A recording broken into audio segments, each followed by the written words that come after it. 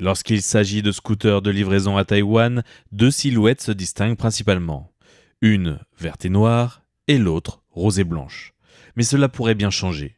Uber a annoncé le 14 mai dernier son intention d'acquérir Foodpanda Taïwan pour 950 millions de dollars américains, soit plus de 875 millions d'euros, et prévoit de finaliser l'acquisition au premier semestre 2025 sous réserve de l'examen de la Fair Trade Commission, la FTC, autorité à Taïwan de surveillance de la concurrence du commerce. Si une telle acquisition survenait, ce serait la première dans ce secteur, ce qui suscite l'attention des acteurs dans le domaine.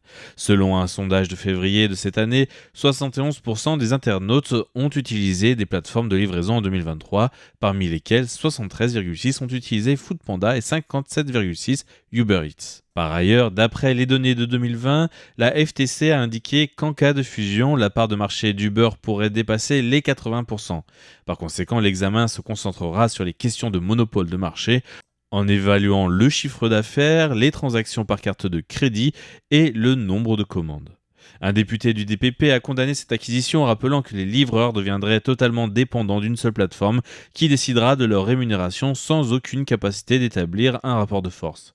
La FTC a voulu rassurer en déclarant que les questions soulevées par les députés seront toutes prises en compte durant l'examen.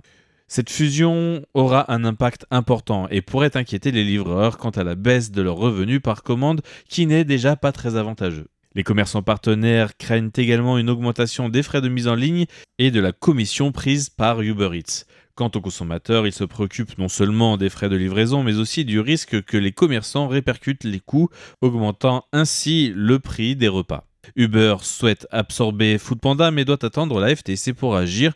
La question est de savoir si cette fusion sera réalisée dans les délais et si le marché sera affecté.